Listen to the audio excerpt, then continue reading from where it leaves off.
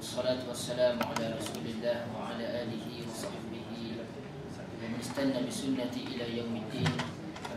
اللهم لا سهل إلا ما جعلته سهلا وأنت تجعل حزنا إن شئت سهلا برحمتك يا أرحم الراحمين. ما شاء الله تعالى وما لم يشاء لم يكن ولا حول ولا قوة إلا بالله العلي العظيم. أقول بالله التوفيق. Bapak sekalian, tuan-tuan dan puan, kita mengatakan kesyukuran kepada Allah Subhanahu wa taala kerana dengan limpah kurnianya kita dapat bersama-sama menyambung kuliah pada minggu ini.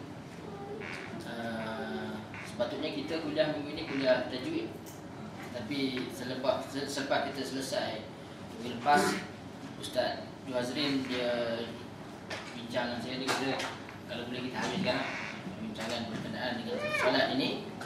Dan sebab memandangkan kita akan menghadapi Ramadan, tak sampai seminggu daripada hari ini, InsyaAllah. Jadi kita akan sambung malam ini. Saya cuba InsyaAllah kita selesaikan perbincangan kita hingga taslim, hingga salam. Jadi ada beberapa soalan. Satu soalan daripada Malaysia, apa nak minta bincang berkenaan dengan Bismillah masa Fatihah sama ada jahar atau sir. Perbincangan itu panjang, jadi kita tangguhkan. Sebab itu dia merupakan masalah ijtihad. Jadi kita tangguhkan dulu lah. Dia tak apa-apa mendesak lah insyaAllah. Dan juga beberapa soalan lain tentu kalau sempat kita masuk, kalau tidak kita selesaikan ini. Nah, tuan-tuan dan perempuan, kita dah mula minggu lepas daripada menghadap kiblat sehingga ke sampai ingat sampai mana kita? Fatihah. Sehingga ke? Fatihah. Kita sampai surah yang dibaca ke? Tak silap ada kan? Kita membaca surah selepas Al-Fatihah kan?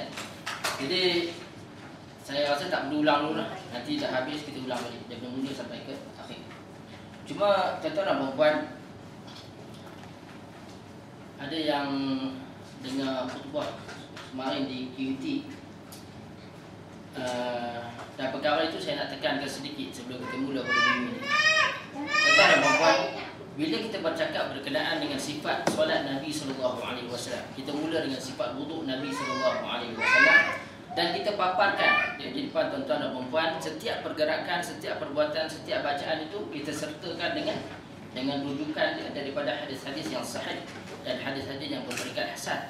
Nah, tuan-tuan dan puan, bila kita cakap bahasa begitu kan, kita harap dan kita yakin orang macam tuan-tuan dan puan mudah faham bahawa bila kita menyatakan sesuatu berkenaan dengan Islam ni perlu ada rujukan, dan rujukan itu mestilah melalui rujukan yang boleh dipertanggungjawabkan, riwayatnya dipertanggungjawabkan secara ilmiah. Okay. Apa yang kita maksudkan? Nah, kalau kita buka surah Yusuf ni surah nombor 12, ayat 108, di hujung-hujung surah Yusuf. Surah Yusuf ni tuan-tuan dan puan, satu-satunya surah yang panjang di dalam Al-Quranul Karim yang membicarakan satu cerita saja. Daripada mula sampai akhir dia menceritakan tentang Nabi Yusuf. Tetapi Allah Subhanahu wa taala selepas dia menceritakan berkenaan dengan Nabi Yusuf ini, sebelum dia tutup tu ada beberapa perkara dia peringatkan kepada kita. Muka surat terakhir kalau kita tengok surah Yusuf tu, dia memperingatkan kepada kita beberapa perkara. Malam ni kita pilih satu untuk mukadimah kita pada malam ini. Di dalam ayat 108, Allah Subhanahu wa taala meminta Nabi membuat satu declaration tentang apa yang dia bawa ini. Allah Subhanahu wa taala meminta Nabi buat satu declaration. Dia kata, "Qul," katakan. Apa yang dia suruh kata? "Hadhihi sabili." Inilah jalanku. Inilah jalanku. Ad'u ila Allah, memanggil kepada Allah. Cara macam mana dia panggil? Ala basirah, dengan hujah yang nyata. Lepas tu dia sebut ana wa man ittaba'ani, aku dan orang-orang yang mengikut. Padahal Allah Subhanahu wa taala menekankan pada Rasulullah sallallahu alaihi wasallam, agama yang dia bawa ini, jalan yang dia bawa ini, salah satu sifat dia yang saya sebut kemarin dalam khutbah tidak ada dalam agama-agama lain ialah ala basirah, dia datang dengan hujah yang nyata. Sebab itu kita tuan-tuan dan puan-puan, bila kita bercakap berkenaan dengan Islam ini, kita bercakap berdasarkan pada sumber wahyu.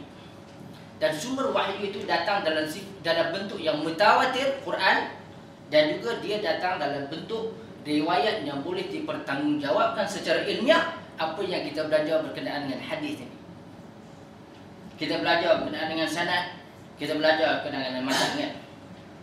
Sebab itu tuan-tuan dan puan-puan, itu ayat Al-Quran Al-Karim ala basirah, dengan hujah yang nyata.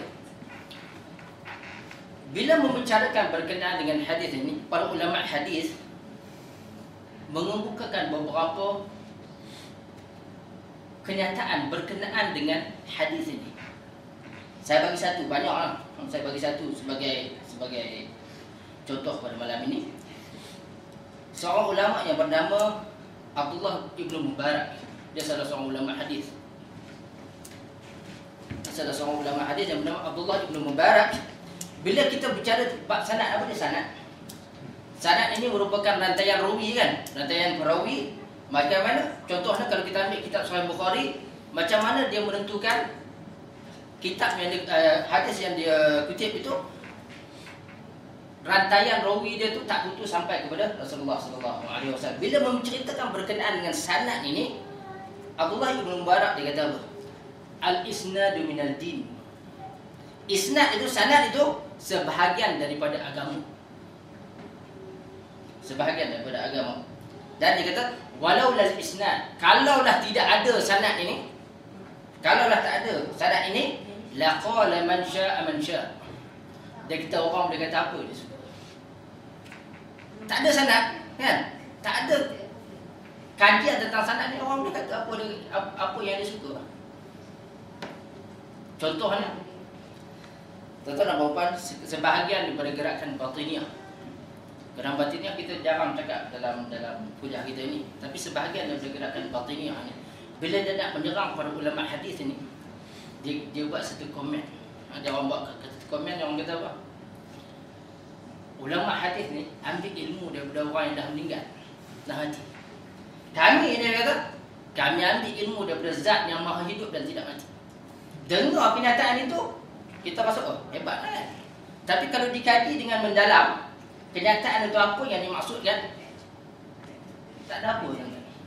Bila kita kata hadis ini, riwayat itu diriwayatkan dengan riwayat yang boleh dipertanggungjawabkan secara ilmiah, kita tahu Al-Bukhari dia terima hadis itu daripada guru dia. Kita sebut orang, saya sebut sebab ada beberapa orang baru. Dia, sebab kita nak bicarakan tajuk ini, dia dapat demonstrasi.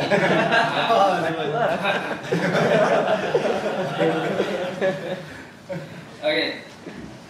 Saya tekankan riwayat yang boleh dipertanggungjawabkan secara ilmiah, sebab bila kita kata Al-Bukhari mendengar daripada guru dia Al-Humaidi, Al-Humaidi mendengar daripada Sufyan Uyainah, Sufyan Uyainah mendengar daripada Ibrahim At-Taimi, Ibrahim At-Taimi mendengar daripada Abu Sa'id Al-Khudri, Abu Sa'id Al-Khudri mendengar semasa Umar membaca khutbah, dan Umar meriwayatkan daripada Nabi SAW. Sanad ini dia boleh dipertanggungjawabkan. Kita tahu Al-Bukhari berjumpa dengan guru dia. Guru dia berjumpa dengan guru dia, sampailah rantaian itu sampai kepada Rasulullah SAW, dan boleh dibuat kajian. Boleh dikenal pasti siapa dia Ibrahim At-Taimi ini, dia hidup di mana, dia lahir bila, dia mati bila, dia tinggal di mana, dia masuk negara mana, dia masuk negeri mana. Kita boleh tahu, boleh dibuat kajian. Tetapi bila golongan batiniah, bila kita tanya dia, apa yang kamu maksudkan, apa yang kamu ertikan bila kamu kata kamu dapat ilmu terus daripada Tuhan, dia akan keluar kenyataan itu, kami dia dapat ilmu laduni. Dia kata ilmu laduni ini sama ada guru dia, syekh dia dapat ilham, ataupun syekh dia mimpi. Tengok tadi kita kata apa? Ala basirah, hujah yang nyata. Kalau kita sebut rawi tadi, kan, sanad tadi itu, boleh kita bertanggungjawabkan. Kita boleh kenal pasti siapa. Bukhari ni dijumpa tak dengan Humaidi? Humaidi dijumpa tak dengan Sufyan Uyainah? Sampai kepada Rasulullah SAW. Tapi kalau dia kata dia mimpi, kita nak kaji kan, dia we have to take his word for it lah, kan? Kita terima lah. Kita tak boleh nak kaji.